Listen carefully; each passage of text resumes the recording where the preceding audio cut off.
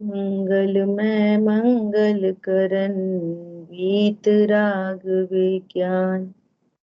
नमो ताहि जाते भय अरहंतादि महान। करि मंगल करियो महा ग्रंथ करन को काज। जाते मिले समाज सब पावे निज पद राज। नमो अरहंताणं नमो सिद्धाणं नमो आयर्याणं नमो उवचायाणं नमो लोकेशवसाहुरम्। सो निज भाव सदा सुखद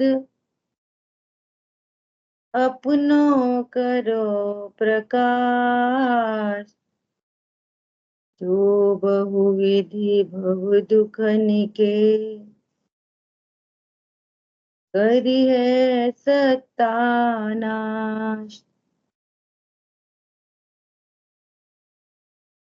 मोक्ष मार्ग प्रकाशक जी ग्रंथ तीसरा अधिकार।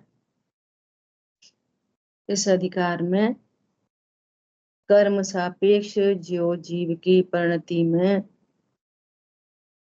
विभाव होते हैं उनसे कैसे दुख होता है और उनसे निवृत्ति क्या क्या उपाय है, ये अपना विषय चल रहा है। अब तक कल अपनी रिकॉलिंग हो गई थी अच्छे से, है ना। अब तक अपन ने पढ़ा चारित्र मोह से होने वाला दुख और का उपाय।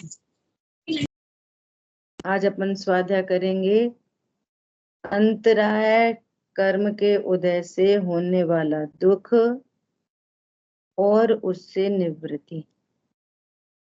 अभी पहले समझेंगे अंतराय कर्म क्या है, इससे कैसे दुख होता है। देखो, जीव को अनादि से कर्म का संयोग हुआ है, अनादि से, और जीव का और कर्मों का निमित्त नैमित्तिक संबंध पाया जाता है। कर्म कोई जबरदस्ती जीव को विकार नहीं कराते। जब जीव अपने स्वरूप को नहीं जानता तो कर्म का निमित्त नैमित्तिक संबंध बनता है। ठीक है। अब जीव का निमित्त नैमित्तिक संबंध बनता है, मतलब किसका बनता है? जीव में तो बहुत चीजें हैं। जीव में जीव द्रव्य है, गुण है, पर्याय है। तो कर्मों का निमित्त नैमित्तिक संबंध किससे बनता है? द्रव्य से कि गुण से? पर्याय से। ठीक है। पर्यायों के साथ में जीव का निमित्त नैमित्तिक संबंध बनता है। द्रव्य और गुण के साथ में जीव का निमित्त नैमित्तिक संबंध नहीं बनता। ठीक है, इतनी बात तो क्लियर है। अब जैसे ज्ञान गुण है, ज्ञान गुण, ज्ञान गुण के साथ और निमित्त नैमित्तिक संबंध नहीं बनता। अब ज्ञान का कार्य है जानना, तो जानने के साथ निमित्त नैमित्तिक संबंध बनेगा। कम ज्ञान ज्यादा ज्ञान, जितना ज्ञानावणी कर्म का क्षयोपशम है उतना जानना हो रहा है, और जितना उदय है उतना जानना नहीं हो रहा। तो ये कर्म का निमित्त नैमित्तिक संबंध पाया जाता है। ठीक है। ऐसी दर्शन में सामान्य अवलोकन, जितना क्षयोपशम उतना सामान्य अवलोकन, और जितना उदय उतना सामान्य अवलोकन भी नहीं। ठीक है। इसी प्रकार अंतराय में, इसी प्रकार अंतराय, बात हालांकि पहले हो चुकी है स्टार्टिंग में, है ना। अब एक बार मोहिनी की बात कर लें। अब मोहिनी के दो भेद हैं, दर्शन मोहिनी और चारित्र मोहिनी। तो दर्शन मोहिनी कर्म श्रद्धा की जो पर्याय है विश्वास करना, है ना, विश्वास करना। तो श्रद्धा की पर्याय में टोटल विपरीतता है, टोटल। वहां क्षय उपशम नहीं है, वहां पर क्या है, उदय। तो श्रद्धान पूरा विपरीत है। क्या? मैं आत्मा नहीं, मुझे विश्वास है मैं शरीर हूं, और निशंक विश्वास है, निशंक पने विश्वास है सब जीवों को, अज्ञानियों को। लेकिन कोई शंका ही नहीं, अरे हम तो मनुष्य ही हैं और क्या है। समझ आई बात? मिथ्या श्रद्धा। और इसके ही चलते चारित्र मोहिनी में जो साम्य होना चाहिए, चारित्र गुण की पर्याय में शांति सुख होना चाहिए, वो बिल्कुल विपरीत है। क्या है? चारित्र मोहिनी कर्म के निमित्त से दुख। तो ये दोनों गुणों की पर्याय में तो पूरी विपरीतता।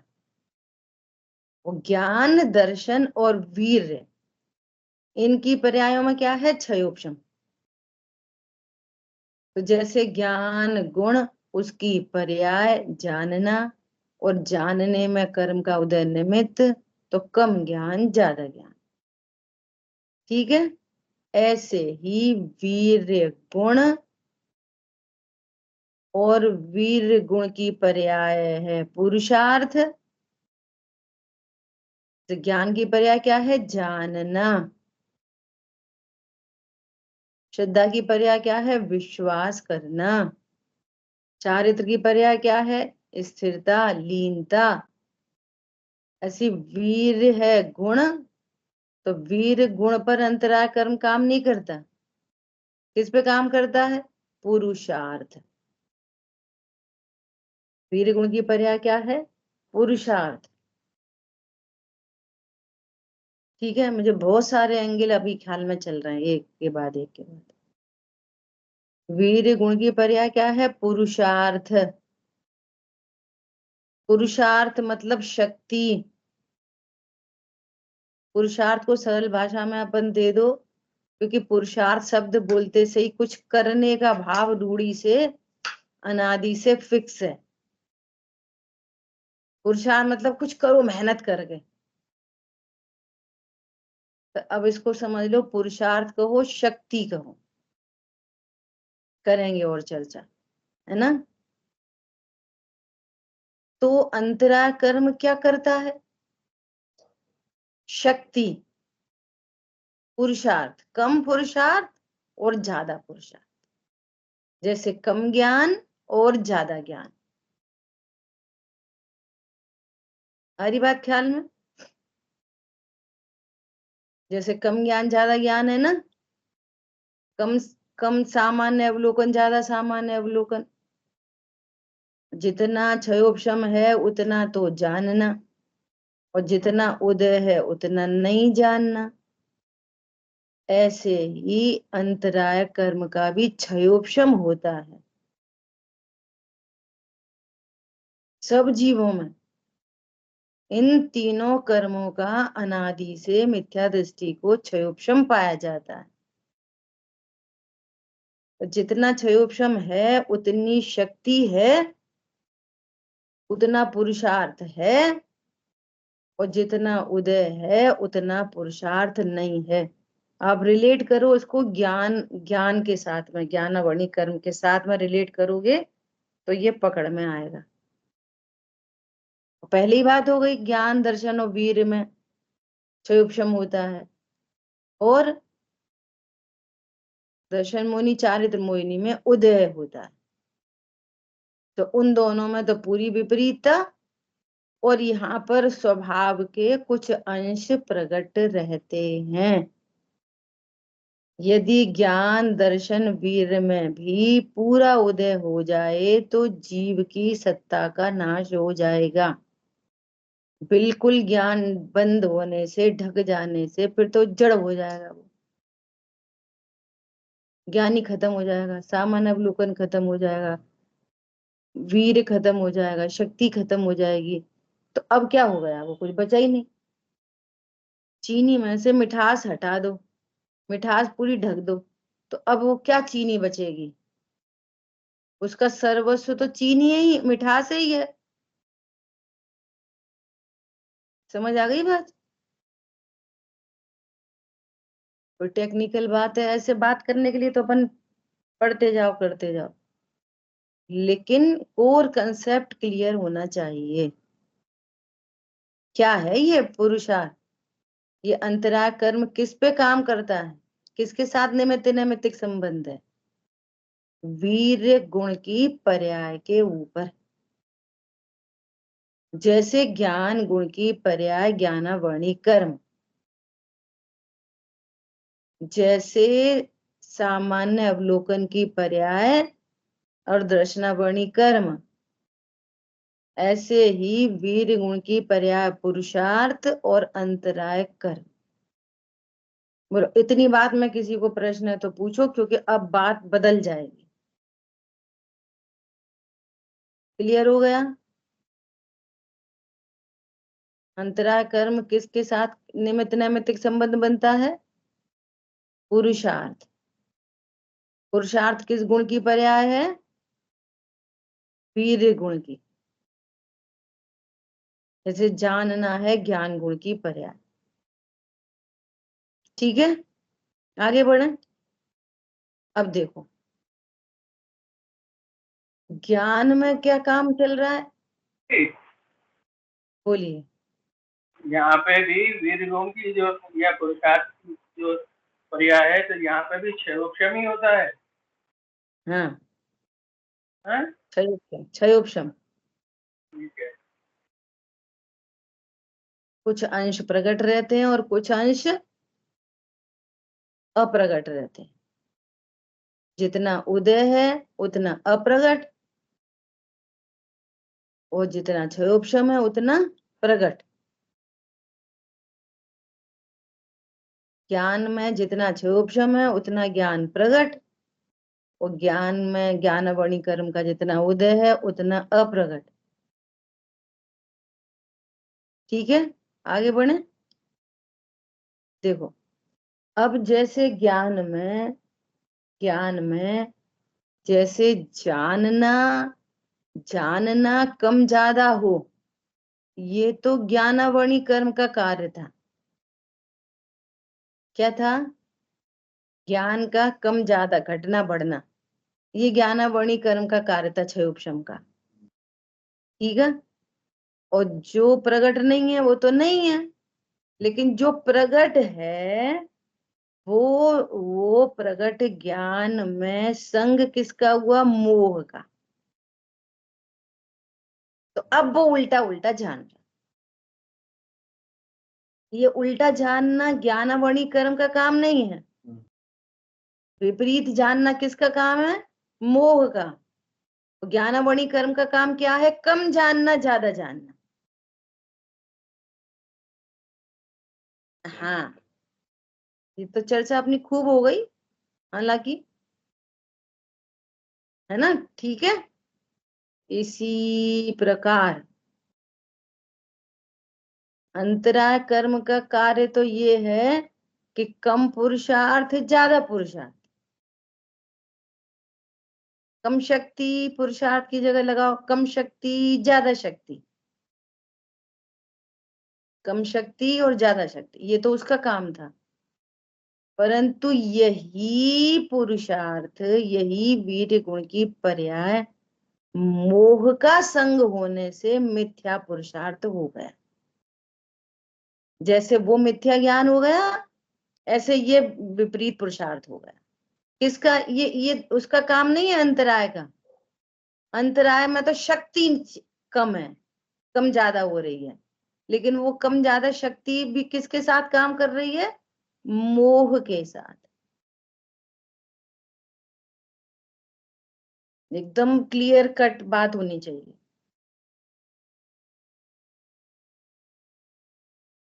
अब ये शक्ति कहाँ लगे?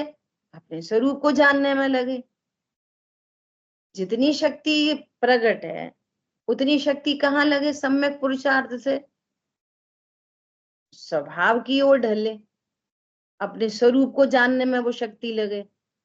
तो स्वरूप को जानने में तो लग नहीं रही, कहाँ लग रही है? कहाँ लग रही है? दान, लाभ, भोग, उपभोग। समझ आ गई बात? ये किसका काम हुआ ठहरा? मोह का। कम शक्ति ज्यादा शक्ति किसका काम ठहरा? अंतराय का। अब दो दो चीजें काम कर रही हैं। फिर रिलेट कर लो ज्ञान से। कम ज्ञान ज्यादा ज्ञान, ज्ञानावरणी कर्म का कार्य। अब वो ज्ञान जानना चाहिए था तो खुद को तो जान नहीं रहा, और पर को जान रहा, और पर को निज रूप जान रहा। मैं शरीर हूं ऐसा जान रहा, शरीर को जान रहा, और क्या जान रहा? मैं शरीर हूं। ये दो चीजें काम कर रही है ना ज्ञान में भी। एक ज्ञानावरणी कर्म, और उस ज्ञान ने संग किया मोह का। ऐसे ही यहाँ पर एक अंतराय कर्म, और उसने संग किया मोह का। तो कम पुरुषार्थ भी कम, और वो पुरुषार्थ भी विपरीत। तो कैसे कैसी कहानी बन गई। इतनी क्लियर बात चाहिए। पुरुषार्थ भी कैसा? हीन। शक्ति कैसी है? हीन। तो शक्ति कैसे बढ़े? ये तो कम शक्ति से दुखी है, तो शक्ति कैसे बढ़े? कि अंतरा कर्म का अभाव हो, है ना। और वो शक्ति जो जितनी प्रकट है, वो भी है उल्टी है, विपरीत। पहले ही ज्ञान अल्प है, अधिक ज्ञान हो तो बहुतों को जाने। तो कम जानने से दुखी है, मैं नहीं जानता, मैं कम जानता, मैं कम जानता, और वो ज्ञान भी है सो भी विपरीत है, मोह के चक्कर में। आ गई बात ख्याल में? शुभ ज्ञान क्या बोलेगा? मैं ही शरीर हूं। ऐसे ही ये शक्ति का काम कर रही है, बाहर में काम कर रही है, मोह के साथ में। शक्ति हीन है, और उस हीन शक्ति ने भी मोह का संग किया। ठीक है, चलो आगे बढ़ते हैं। देखो, इतनी बात क्लियर नहीं हो तो ये जो लिखा है ना, ये समझ नहीं पड़ेगा, पढ़ लो भले। देखो क्या कह रहे हैं। तथा जीव के मोह द्वारा, बात कर रहे हैं अंतराय की। कहां से? मोह द्वारा। जीव के मोह के द्वारा दान, लाभ, भोग, भोग, वीर शक्ति का उत्साह उत्पन्न होता है।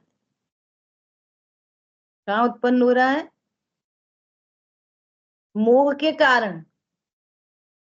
जो शक्ति है प्रकट, जितनी भी शक्ति प्रकट है, वो कहाँ लग रही है? दान, लाभ, भोग, उपभोग में।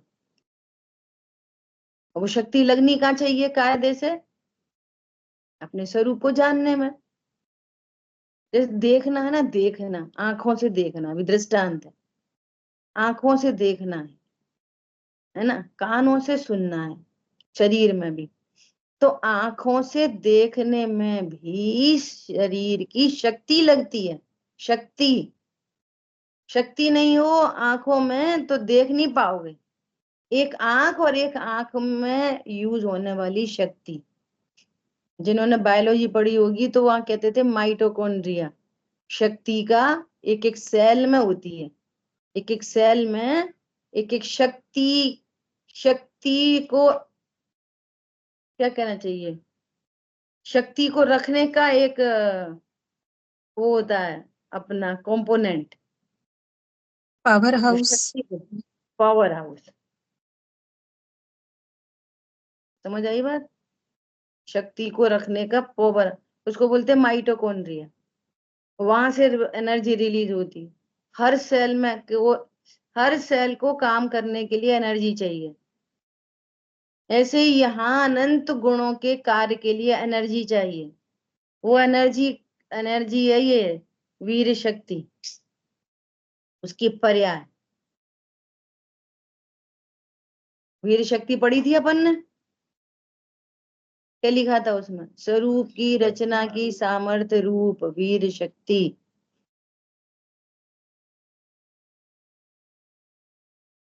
और समझ लो वीर शक्ति का भाव आसन। 12वें गुण स्थान में पूर्ण वीतरागता हो गई, तो वो पूर्ण वीतरागता है, अनंत सुख नहीं है। 12वें गुण स्थान में वीतरागता पूरी है लेकिन अनंत सुख नहीं है, और 13वें गुण स्थान में अनंत सुख है। क्यों? ये क्या फर्क पड़ गया कि 12वें गुण स्थान में उस पूर्ण वीतरागता को जान रहे थे क्षयोपशम ज्ञान से, लो पिक्सल कैमरा से, और केवल ज्ञान में हाई पिक्सल कैमरा से, तो वो हो गया अनंत ज्ञान। फिर अनंत ज्ञान के द्वारा उस पूर्ण वीतरागता को जाना, है ना। और 12वें गुण स्थान में वीर शक्ति का भी क्षयोपशम था, और अब वो वीर शक्ति भी पूरी फुल फ्लैश विकसित हो गई। तो अनंत वीर, जो अनंत ज्ञान चाहिए, तो अनंत ज्ञान को धारण करने के लिए शक्ति भी तो चाहिए उतनी, वीर शक्ति का। तो अनंत बल, अनंत ज्ञान, अनंत बल, तो अनंत सुख। समझ में आ रही है बात? सब कोरिलेट है आपस में। अगर अगर तुमको बादाम का हलवा खाना है तो शक्ति तो चाहिए बादाम के हलवे को पचाने की। तुम तो आटा ही घोल के लपसी खा लो, वही बहुत है तुम्हारे लिए। 12वें गुण स्थान में क्या कंडीशन थी? ज्ञानावरणी कर्म का क्षयोपशम, दर्शनावरणी का क्षयोपशम, और अंतराय का भी क्षयोपशम।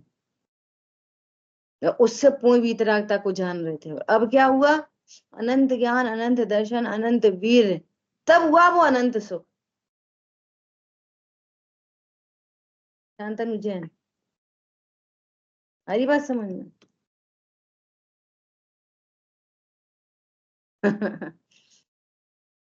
प्रश्न वो तो समझ पूछ लेना, उपयोग लगाना समझने में, ठीक है। अब यहाँ पर वो शक्ति कितनी है? थोड़ी। और वो भी कितनी कैसी है? उल्टी। जो शक्ति स्वरूप को जानने में लगनी चाहिए, वो उत्साह कहाँ बरत रहा है? वो उत्साह कहाँ पे बरत रहा है? खाओ पियो लड़ो झगड़ो घूमो फिरो, ये वो फलाना ढिकाना, पूजा पाठ दया दान सब लगा लो। जो शक्ति स्वरूप को समझने के लिए लगनी थी, वो शक्ति कहाँ लग रही है? पार में। फालतू जा रही, फालतू शक्ति अपनी, और लग कहाँ रही है?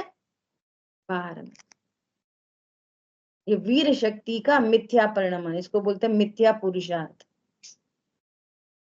तो ये काम तो है ही है, परंतु परंतु अभी क्या कह रहे हैं? अंतराय के उदय से हो नहीं सकता, तब परम आकुलता होती है, सो यह दुख है। अब जो शक्ति 100 में लगनी चाहिए थी, ये तो सम्यक मिथ्या हो गया, ठीक है। लेकिन जो प्रकट भी है, तो शक्ति तो है थोड़ी, क्योंकि अंतराय का उदय है, सो भोग भी नहीं सकता, उपभोग नहीं कर सकता। क्यों? शक्ति थोड़ी है, विपरीत तो है ही और थोड़ी भी है। चाहता तो है, मोह के उदय से चाहता है कि मैं बहुत दान दूं, और शक्ति थोड़ी है। मोह के उदय से समझता है कि मुझे बहुत लाभ हो, तो शक्ति थोड़ी है। भोगने की शक्ति थोड़ी है और आसक्ति बहुत है। उपभोग की शक्ति थोड़ी है और आसक्ति बहुत है। क्यों? अंतराय कर्म के उदय से। एक तो विपरीत, और विपरीत में भी जो है वो थोड़ी, क्योंकि अंतराय का उदय है। ठीक है, दो बातें चल रही हैं। अभी क्या कह रहे हैं? तो अब ये मोह के उदय से विपरीत मान्यता ही है, तो वो क्या समझता है? अब निमित्त नैमित्तिक संबंध बनते हैं। उसका उपाय यह करता है कि जो विघ्न के बाह्य कारण सूझते हैं, विघ्न तो हुआ अंतराय से, और इसको सूझ क्या रहे हैं? जैसे मान लिया हमको 1 करोड़ का लाभ होना था। अब दृष्टांत है ना, स्थूल चर्चा की गई है ये।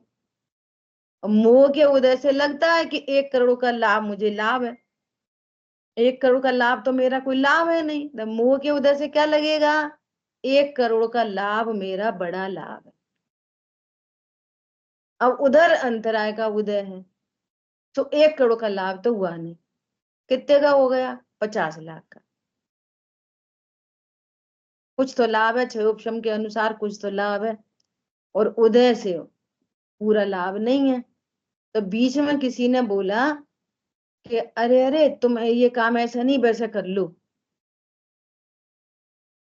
तो उसको क्या समझ में आएगी? इन्होंने कहा था इसलिए मुझे विघ्न पड़ा।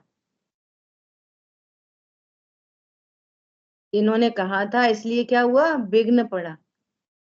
और विघ्न हो किससे रहा है? बाहर में भी विघ्न किससे पड़ रहा है? अंतराय कर्म से। और समझ किसको रहा है? विघ्न के जो बाह्य कारण उसको सूझते हैं, अपने मन से ही सूझ रहे। जैसे लड़की हो गई थी हमारी कितने 35 साल की, और उसके लिए लड़के वाले देखने आए, और हमारा बगल वाला ही घर है ना, वो हमारे देवर का घर है। तो जैसे भी हमारे घर से निकले, सो हमारे देवर अपने घर लेके चले गए। अब 3 दिन बाद खबर आई कि हमें लड़की पसंद नहीं है। तो अब क्या कारण सूझते हैं? इन्होंने ही कुछ भिड़ा दी होगी। विघ्न का कारण कौन? बगल वाला घर। और विघ्न का कारण कौन है? अंतरा कर्म का उदय। समझ आ गई बात? हमें तो खाने थे रसगुल्ला, इस सब में लगा लो दान लाभ भोग उपभोग, है ना। हमें तो रसगुल्ला खाने थे। उनने कह दी कछु मत बनाओ आज, रहने दो। तो क्यों रहने दो? अंतरा कर्म का उदय। कारण क्या सूझता? अपने मन का करते हो, हमारे मन का क्या करते? ऐसे अनेकों उदाहरण लगा लेना। ठीक है। तो क्या कह रहे हैं कि इसका उपाय ये क्या करता? उपाय होना क्या चाहिए था? जो अपन ने अभी तक जो चर्चा की उसके हिसाब से उपाय क्या होना चाहिए था? कि पहले तो वो शक्ति स्वरूप को समझने में लगनी चाहिए थी। बाकी दान लाभ भोग भोग तो मेरा कार्य ही नहीं, मैं किसी को भोगता ही नहीं। तो ये वाली बात तो समझ में आएगी सम्यक दर्शनादिक से। सम्यक दर्शन से क्या होगा? विपरीत पुरुषार्थ नहीं होगा, और अंतराय कर्म भी हीन पड़ेगा तो शक्ति भी बढ़ जाएगी, दो दो काम हो जाएंगे। सम्यक दर्शन से उपाय तो ये था, तो ये उपाय तो करता नहीं है, झूठे उपाय करता है। क्या झूठे उपाय करता है? कि उसको अपने मन से जो विघ्न दिखाई दे रहा है उनसे द्वेष करता है, तो नए राग द्वेष खड़े हो जाते। ठीक है। देखो, इसका उपाय यह करता है जो विघ्न के बाह्य कारण सूझते हैं उन्हें दूर करने का उद्यम करता है। उद्यम करता, उद्यम पुरुषार्थ, विपरीत पुरुषार्थ।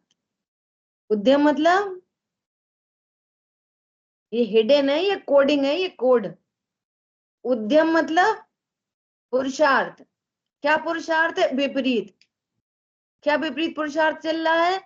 कि इन्होंने हमारे को लाभ नहीं होने दिया, तो उनमें उद्यम करता। उद्यम होना चाहिए का पुरुषार्थ। अरे मुझे क्या परद्रव्यों से लाभ हानि होती है, मैं तो भगवान आत्मा ज्ञाता दृष्टा परिपूर्ण। तो ये विपरीत उद्यम करता। हम उन्हें समझा देंगे, उन्हें समझा देंगे, उनको उनसे कहलवा देंगे। ये क्या तरीका है? हमारे यहाँ तो अच्छा बड़ा रिश्ता आया था इतने साल के बाद, जरूर तुम नहीं बढ़ाया। ये विचार नहीं करता ये अपने अंतरा कर्म का अभी नहीं होनी होगी, अपना ही उदय है, कोई क्या करेगा। समझ आई बात? ऐसा उद्यम करता है, परंतु यह उपाय झूठा है। अब ये स्वाध्याय नहीं हो तो ये झूठा उपाय कैसे पता चले? दुनिया तो वही समझ रही है। ये उपाय कैसा है? झूठा है। उपाय करने पर भी अंतराय का उदय होने से विघ्न होता देखा जाता है। तुम उधर उपाय करते रहो, करते रहो, करते रहो, तुम्हारे दान लाभ भोग भोग का उदय चल रहा है, तो तुम खूब करते रहो उधर उपाय, वो बात नहीं बनेगी, है ना? विघ्न होते देखा जाता है। अंतराय का क्षयोपशम होने पर बिना उपाय भी विघ्न नहीं होता। जितना क्षयोपशम है उतना आप उपाय मत करो, तो भी उतना दान लाभ भोग भोग चलता रहेगा। कुछ कोई विघ्न बाधा मत देखो, तो भी जितना क्षयोपशम है उतना ये सब कार्यक्रम चलते रहेंगे। और उदय आएगा तो उसमें विघ्न डल जाएगा, और उदय आएगा उसमें विघ्न डल जाएगा, उसी समय कोई अन्य बहिरंग निमित्त भी उपस्थित होगा, हो सकता है ना? जैसे अपने को ज्ञान नहीं हुए ना हुए तो अंधेरा हो जाएगा, गुरु नहीं मिलेंगे, आंख खराब हो जाएगी, आंख बंद हो जाएगी, तो ये तो सब बहिरंग है। अंतरंग में तो जो ज्ञान नहीं हुआ वो तो ज्ञानावणी कर्म के उदय से नहीं हुआ, और जितना ज्ञान हो रहा है वो क्षयोपशम से हो रहा है। ऐसे ही जितना लाभ हो रहा है वो क्षयोपशम से हो रहा है, और जितना लाभ नहीं है वो उसके उदय से हो रहा है। दो कंडीशन बनी हुई है अंतराय कर्म की, क्षयोपशम और उदय। ठीक है? अब देखो, अब अब क्या बोल रहे हैं टोडरमल जी? वापस कुत्ते का उदाहरण दे रहे हैं। क्या दे रहे हैं? हाँ, एक लाइन ऊपर छूट गई। अंतराय का क्षयोपशम होने पर बिना उपाय भी विघ्न नहीं होता, इसलिए विघ्नों का मूल कारण अंतराय। तो मैं जितना ज्ञान नहीं हो रहा उसका कारण ज्ञानावणी कर्म का उदय है। उन्होंने नहीं समझाया, हमें ये समझाया नहीं, तुम्हारा उदय है तो तुम्हें समझने के निमित्त भी नहीं मिलेंगे, ऐसा। ठीक है? अब देखो, तथा जैसे कुत्ते को पुरुष द्वारा मारी गई लाठी लगी, पुरुष के द्वारा मारी गई लाठी किसको लगी? कुत्ते को। तो कुत्ता क्या समझता है कि मुझे लाठी मार रही है? लाठी मार रही है कि पुरुष मार रहा है?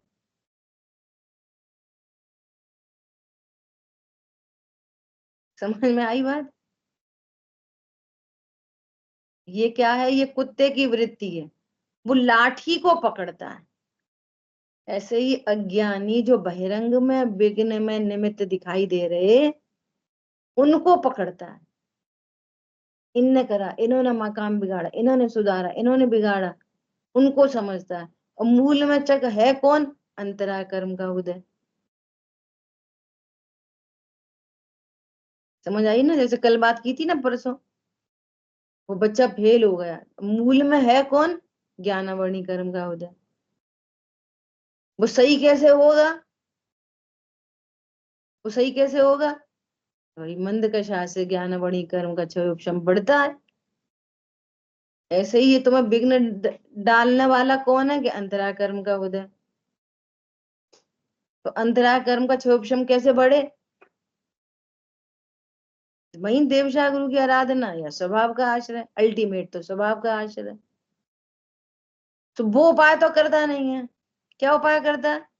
जो बहिरंग निमित्त हो उनसे झगड़ा करता है। एक अंतरंग निमित्त कर्म और एक बहिरंग निमित्त। ठीक है? तो क्या कह रहे हैं? वहां वो कुत्ता लाठी से वृथा ही द्वेष करता है। लाठी तो आदमी मार रहा है, ये लाठी से द्वेष, लाठी को काटता है, दांत से पकड़ता है लाठी को। लाठी तो क्या करेगी? कुछ नहीं। अगर पुरुष नहीं मारे तो लाठी क्या करेगी? और सिंह वृत्ति कैसी होती है? वो लाठी वाठी को नहीं देखता, वो पुरुष के ऊपर झपटता है सीधे, लाठी तो अपने आप छूट जाती है। जो जो जिसने लाठी पकड़ी है उसको झपटता है वो। लाठी क्या करेगी? जब पुरुष ही नहीं बचेगा तो लाठी क्या करेगी? तुम्हारे स्वभाव का आश्रय होने पर अंतराय कर्म ही नहीं रहेगा तो भाय में कौन निमित्त बनेगा तुम्हारे विघ्न में? समझ आई बात? ऐसा उसी प्रकार जीव को अंतराय के निमित्त भूत किए गए बाह्य चेतन अचेतन द्रव्यों द्वारा विघ्न हुए, यह जीव उन बाह्य द्रव्यों से वृथा द्वेष करता है अंतराय कर्म का उदय, और बाहर की चीजों से राग द्वेष करता है। अन्य द्रव्य इसे विघ्न करना चाहें और इसके न हो, तथा अन्य द्रव्य विघ्न न करना चाहें और इसके हो, इसलिए जाना जाता है कि अन्य द्रव्य का कुछ वश नहीं, जिनका वश नहीं उनसे किस लिए लड़े, इसलिए तो उपाय झूठा। तुम्हारे अंतरा कर्म का उदय न हो तो दूसरा कैसे विघ्न डालेगा? तुम्हारे अंतरा कर्म का उदय हो तो भी दूसरे वाला क्या करेगा? वो तो निमित्त है। अब तुम्हारे अंतराय कर्म का उदय भी हो और तुम्हारा पुरुषार्थ विपरीत न हो तो भी क्या होगा तुम्हारा? थर्ड लाइन, अंतराय कर्म का उदय हो और हमारा पुरुषार्थ मिथ्या न हो तो भी क्या करेगा कोई परद्रव्य? समझ आ गई बात?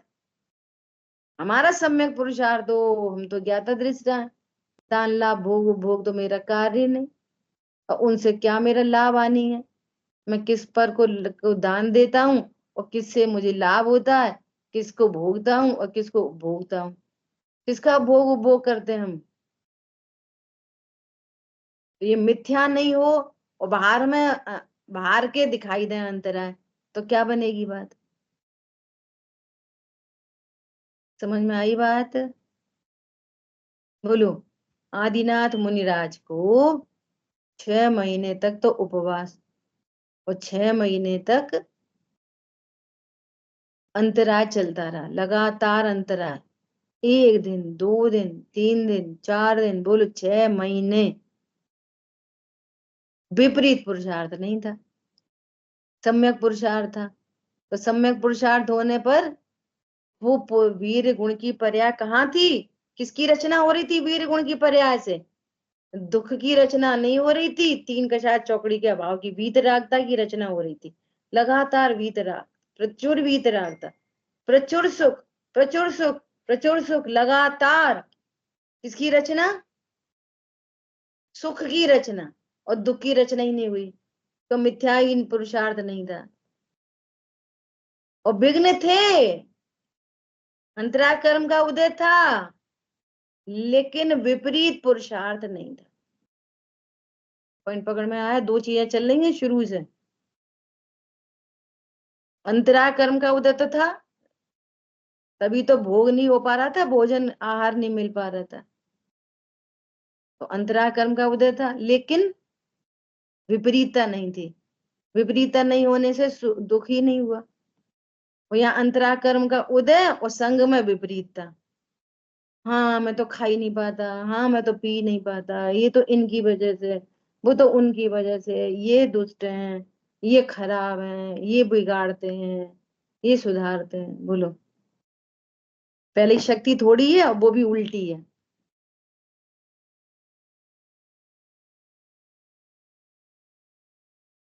समझ में आई बात? पंडित साहब ने स्लोगन लिखा ना, भोगने की शक्ति थोड़ी है और आसक्ति बहुत है। अब इसको अंदर से बात करो। पर को भोगने की शक्ति तो बिल्कुल नहीं है और आसक्ति बहुत है।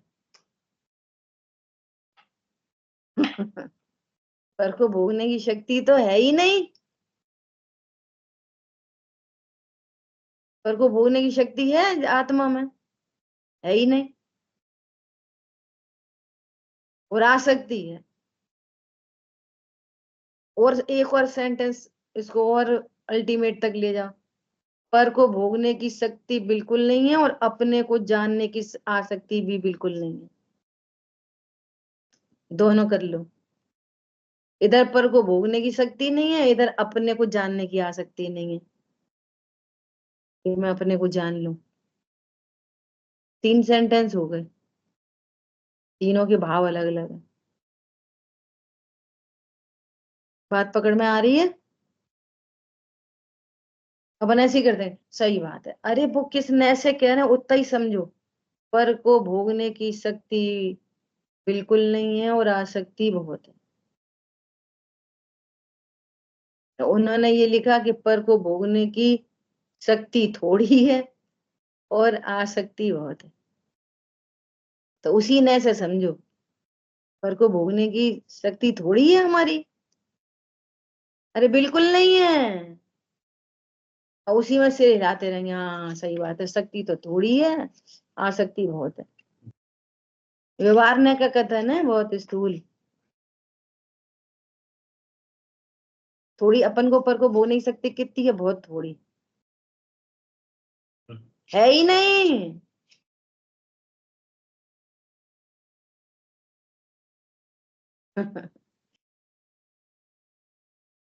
सो क्या बोल रहे हैं देखो, अब क्या कह रहे हैं। अब ये उपाय झूठा लगना चाहिए। जब भी कभी ऐसा दिखाई दे बाह्य संबंधी भी, तो क्या विचार करना चाहिए, अपने ही अंतरा कर्म का उदय। मैंने अपने स्वभाव को स्वीकार नहीं किया, इसलिए अंतरा कर्म बंधा।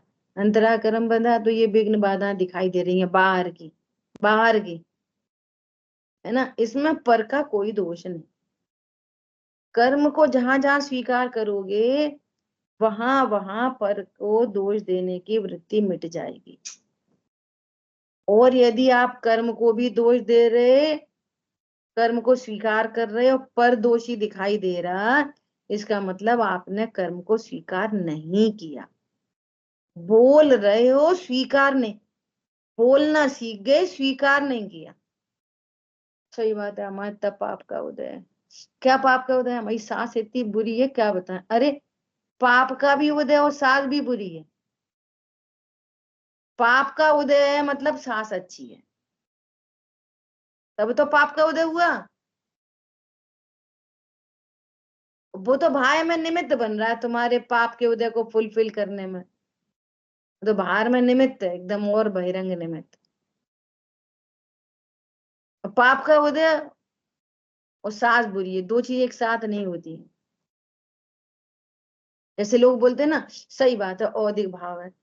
अरे औदिक भाव देख रहे हो, कह रहे हो, तो फिर औदिक भाव मतलब वो भगवान आत्मा।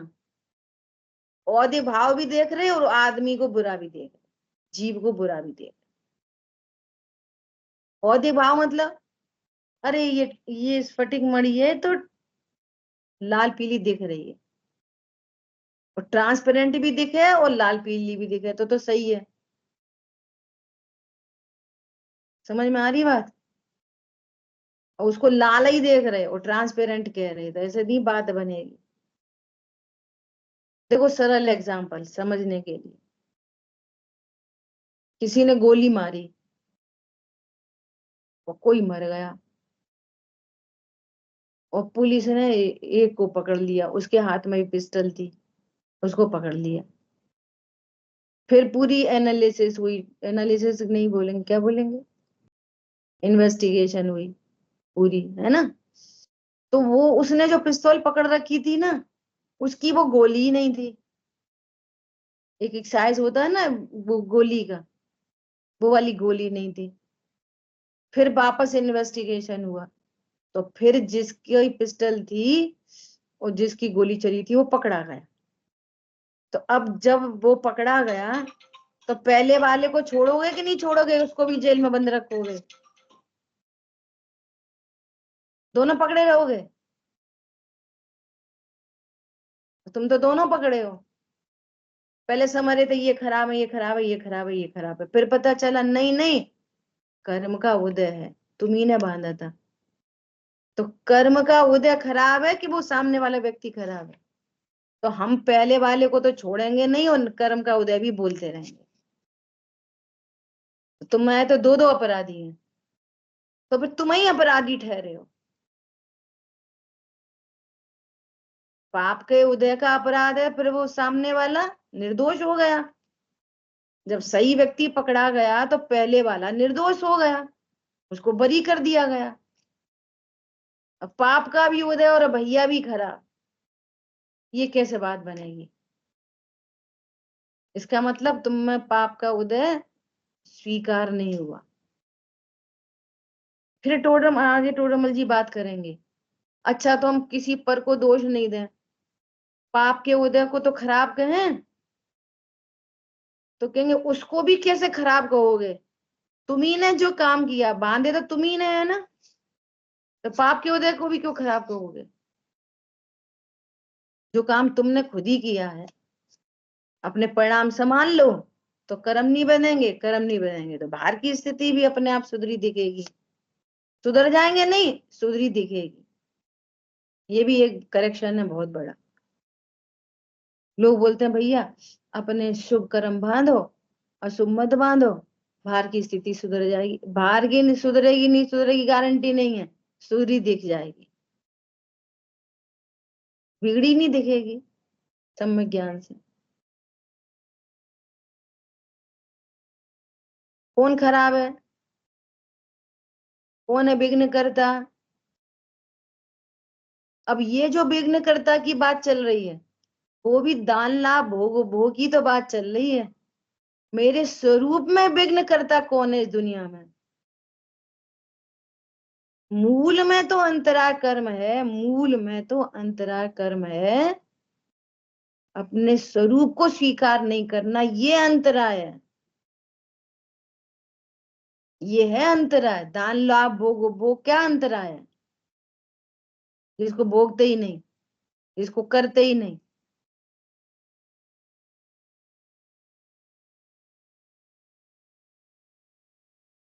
एक व्यक्ति ने बोला, उसकी उसकी पत्नी, अब दृष्टांत में समझना, रोज लड़ाई झगड़ा करे, तो उसने बोला आखिर मैं पुरुष हूं ना, आखिर मैं क्या इसकी सुनती रहूं, सुनता ही रहूं क्या मैं इसकी? चूड़ी पहन लें क्या? मैं भी भड़कता हूं, क्यों मेरे में मर्दपना है? अरे इधर से मिलो, भगवान से मिलो। इसको तो नपुंसकता कहते हैं। क्रोध के प्रसंग में जो साम्य रखे वो पुरुषार्थी है।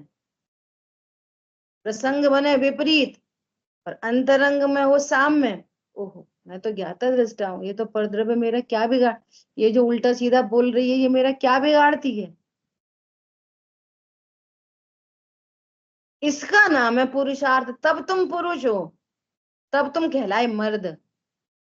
और ऐसे प्रसंगों में झोपड़पट्टी वाले भी चिल्ला रहे, वे भी ये लड़ रहे, झोपड़पट्टी वाले, मिथ्या दृष्टि भी लड़ रहे, और मुसलमान भी लड़ रहा, शराबी भी लड़ रहा, और जैन साहब भी लड़ रहे उसी तरीके से। और फिर क्या कह रहे? हम मर्द हैं। तुम मर्द हो, जय मर्द सिखा रहे भगवान, जय मर्द पना है। समझ में आ रही है कुछ?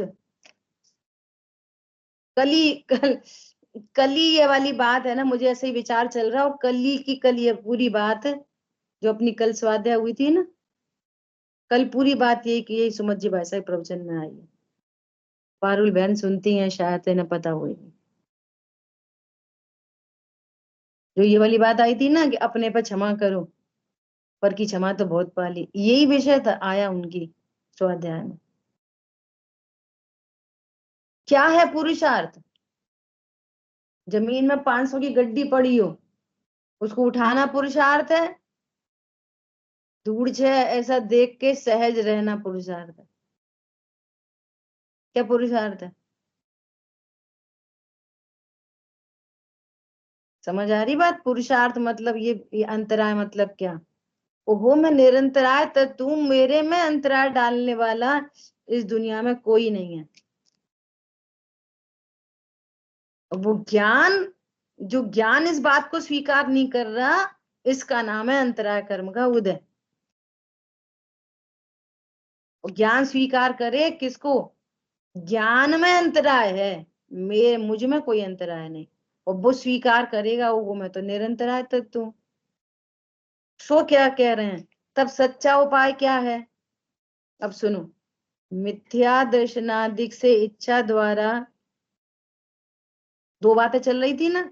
तो पहले तो मिथ्या दर्शनादि से इच्छा द्वारा जो उत्साह उत्पन्न होता था पर में, वह सम्यक दर्शनादि से दूर होता है। तुम्हारा उत्साह जो पर में चल रहा है, दान लाभ भोग भोग में, है ना, तो वो उत्साह सम्यक दर्शनादि से मिटेगा। अरे मैं पर को भोग ही नहीं सकता, दान दे ही नहीं सकता, वो तो धन का क्षेत्रांतर है। दान के भी 4 प्रकार कहे हैं ना, क्या? आहार दान, अभय दान, ज्ञान दान, और एक क्या? औषधि दान, औषध। है ना। तो बोलो तुम किसको क्या कर सकते हो? तो घनिष्ठ निमित्त नैमित्तिक संबंध बने। पंडित साहब आते थे तो कोई बात हो गई तो कोई जिनवाणी की भी आराधना करे, उन्हें पसंद नहीं था तो भी लौट जाते थे। फिर वापस आते तो फिर यही कहते, क्या करें, हमारे ज्ञानांतराय का उदय, दानांतराय का उदय, और तुम्हारे लाभांतराय का उदय, ये 2 चीज एक साथ काम कर रही। तो ये स्वरूप समझ के न पंडित साहब को खुद में दीनता कि अरे हम कह नहीं पाए, और न सुनने वाले को ये उनके प्रति द्वेष, क्या हम तो आते हैं इतने उससे, और पंडित साहब ने तो प्रवचन ही नहीं करे, हम तो ग्वालियर से आए चल के, इनने प्रवचन ही नहीं करे। तो क्या विचार? अपनी तरफ से लाभांतराय का उदय। तो ये लाभांतराय का उदय कहाँ पे काम करेगा? ज्ञान में ही तो करेगा। स्वरूप में क्या करेगा? त्रिकाली ध्रुव में कुछ नहीं। और जिसने ऐसा जाना है तो उसके ज्ञान में भी क्या है? वो तो अभी भी प्रवचन नहीं मिले, स्वरूप समझ के सामने तो अभी भी चल रहा है। नहीं आई समझ में? थोड़ी टेक्निकल चर्चा हो गई आज की, है ना। देखो ये समझनी ही पड़ेंगी बातें, तब इनके अर्थ निकलेंगे। देखो क्या बोल रहे हैं कि मिथ्या दर्शनादि से इच्छा उत्पन्न होती थी, तो जो उत्साह उत्पन्न होता था, है ना, वीर शक्ति, वो तो सम्यक दर्शनादि से दूर हो, और सम्यक दर्शनादि द्वारा ही अंतराय का भी अनुभाग घटे। इधर समझ सच्ची होएगी और इधर पुण्य बंधेगा तो अंतराय घटेगा, दोनों काम फायदे के हो जाएंगे। इधर तो इच्छा मिट जाएगी, इधर शक्ति बढ़ जाएगी। अब वो शक्ति बाहर में काम नहीं करेगी, स्वभाव में काम करेगी, तो हम आनंद में रहेंगे। तो एक सम्यक दर्शनादि से दो काम हो गए। उस वीर शक्ति का मिथ्यापना भी चला गया, और जो हीनता थी उसके अनुभाग भी बढ़ गए, शक्ति भी बढ़ गई। हम बीमार भी नहीं पड़े और हमारी इम्यूनिटी भी बढ़ गई। दो बातें अच्छी हो गई ना। एक तो हम बीमार नहीं हुए, और दूसरा हमारी शक्ति भी बढ़ गई, इम्यूनिटी बढ़ गई। ऐसा सामर्थ्य बढ़ गई, सहन शक्ति बढ़ गई। बाहर में चाहे जैसा जगत पर्ण में, यहाँ सहन शक्ति बढ़ गई, साम्य बढ़ गया। सहन शक्ति मतलब, उनको सहन मतलब भिन्न जानना, ये याद रखना, सहन, ठीक है। तो सम्यक दर्शनादि द्वारा क्या हुआ? अंतराय का अनुभाग घटे, तब इच्छा तो मिट जाए और शक्ति बढ़ जाए। इधर विपरीतता भी मिट गई और इधर अपने स्वभाव को स्पर्श करने की शक्ति भी बढ़ गई। पुरुषार्थ प्रकट हो गया, सम्यक दर्शनादि प्रकट हो गए, तब वह दुख दूर होकर निराकुल सुख उत्पन्न होता है। इसलिए तुम्हें बाहर में जो विघ्न बाधाएं दिखाई दे रही हैं, उनको भी दूर करने का उपाय सम्यक दर्शनादि है। क्या कहा? आपको बाहर में भी जो विघ्न बाधाएं दिखाई दे रही हैं, उनका भी उपाय क्या है? सम्यक दर्शन। यही उपाय है, दूसरा कोई उपाय नहीं है। और नहीं तो तुम बाहर की विघ्न बाधा दूर कर रहे और चले गए बाहर, और ही बाहर चले गए, क्या करे, भूत प्रेत आ गए हैं इसके ऊपर, तो काला धागा पहना दो और नींबू डाल जाओ, चौराहे पे चले जाओ, वहां पे ये पूज के आ जाओ, फिर पता नहीं क्या क्या विघ्न बाधा आ जाए तो कैसे दूर होंगी। हुआ डहुआ, अरे सम्यक दर्शनादि से मेरा कोई कुछ नहीं बिगाड़ सकता, मैं निरंतराय तत्व हूँ। ठीक है, बहुत विचार करना। जिनवाणी के ज्ञान से सूझे लोकालोक, तो वाणी मस्तक नमो सदा दे तुम दो। बोलिए द्वारशांग मई जिनवाणी माता की जय। जय जिनेन्द्र सभी को।